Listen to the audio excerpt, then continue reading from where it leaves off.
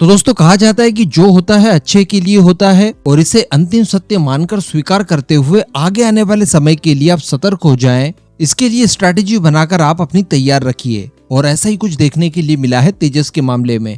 अब उस मामले में हम लोग क्या नया डेवलपमेंट निकल कर आया है उसको चर्चा करें। इससे पहले आप ये जान लीजिए कि रिसेंटली टाइम्स नाउ की तरफ से खबर निकल कर आ रही है कि फ्रांस की कंपनी डसॉल्ट एविएशन द्वारा भारत के अंदर एक एमआरओ फैसिलिटी को शुरू किया जाना था, जो कि उत्तर प्रदेश के नोएडा में शुरू किया जाएगा। यहाँ पर रफाल के साथ साथ मिराज 2000 को भी मेंटेनेंस, रिपेयर और ओवरहॉलिंग की सुविधा दी जाएगी। अब बताया जा रहा है कि ये काफी जल्द भारतीय वायुसेना की सहायता से स्टार्ट होने जा रहा है, जिसमें न केवल भारत के फाइटर जेट बल्कि आसपास के रीजन में जितने भी रफाल वगैरह के यूजर्स हैं वो भी भारत आकर मेंटेनेंस, रिपेयर और ओवरहॉलिंग का काम करवा पाएंगे।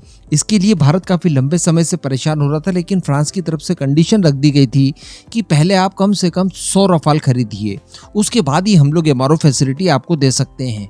लेकिन चूंकि अभी तो हम लोगों ने केवल 36 खरीदे हैं, 26 नेवी के लिए खरीद लेंगे, उसके बाद भी हम लोग 100 के आसपास नहीं जाते। लेकिन इसके बावजूद फ्रांस द्वारा ये फैसिलिटी भारत को दे देना है। इसका मतलब फ्रांस भी अब काफी हद तक हमें इंडिकेशन दे रहा है कि देखिए रफाल वगैरह खरीद लीजिए, मिराज के जैसे ही काम होगा। फ्रांस में कोई भी गवर्नमेंट आए, कोई भी जाए, आपको कभी भी किसी भी तरह की कोई प्रॉब्लम फ्रांस की तरफ से नहीं दी जा सकती। दूसरे देश परेशान कर सकते हैं। तो नीचे कमेंट करके आप जरूर बताइएगा कि क्या अब भारत द्वारा एटलीस्ट 100 फाइटर जेट फ्रांस से खरीद लेने चाहिए रफाल, या फिर दूसरे फाइटर जेट की तरफ देखना चाहिए। बस अनुरोध यही रहेगा कि आपके इस चैनल को आगे बढ़ाने के लिए सब्सक्राइब जरूर कर लीजिएगा।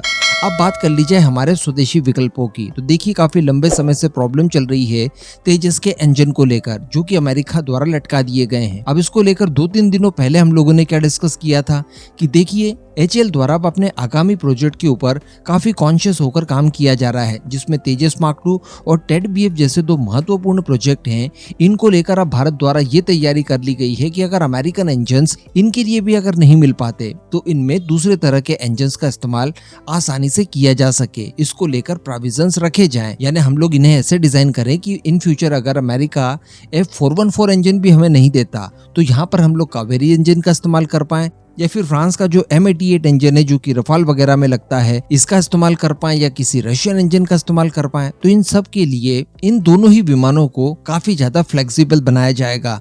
तो ये बहुत अच्छा हुआ कि हमें आज ही समझ में आ गया इनके डेवलपमेंट पूरा होने से पहले। तो ये सारी चीजें हम लोग काफी ज्यादा आसानी से कर सकते हैं, क्योंकि इसी संबंध में तेजस मार्क 1A को लेकर कुछ रिपोर्ट्स निकल कर आ रही है। बताया जा रहा है कि इतनी प्रॉब्लम्स होने के बावजूद एचएएल इस बात की तैयारी नहीं कर रही है कि फिलहाल हम लोग कावेरी इंजन का इंटीग्रेशन तेजस मार्क 1A में करें। इसके पीछे एक बहुत बड़ा कारण बताया जा रहा है। बताया ये जा रहा है कि अगर हम लोग आज की परिस्थितियों में तेजस मार्क 1A के अंदर कावेरी इंजन को पूरी तरह से तैयार करके उसका इंटीग्रेशन करते हैं, तो इसके लिए हमें जरूरी ये होगा कि तेजस मार्क 1A में भारी भरकम मॉडिफिकेशन किया जाए, जिसमें इसका मेन फ्यूजलेज भी शामिल है। यानी इसके पिछले भाग में हमें बहुत ही ज्यादा अपग्रेड करने पड़ेंगे, बहुत सारे बदलाव करने पड़ेंगे। इसकी फ्यूल सप्लाई की जो लाइन वगैरह है उसमें परिवर्तन करने पड़ेंगे, तब जाकर कहीं कावेरी इंजन का इंटीग्रेशन तेजस मार्क 1A में हो पाएगा। और इसमें बताया ये जा रहा है कि अगर ऐसा करते हैं तो कम से कम 3 से लेकर 4 सालों का समय लग सकता है। तो इतना वेट तो किसी भी प्रोजेक्ट के लिए नहीं किया जा सकता, तब तक तो ये आउटडेटेड कहलाए जाएंगे।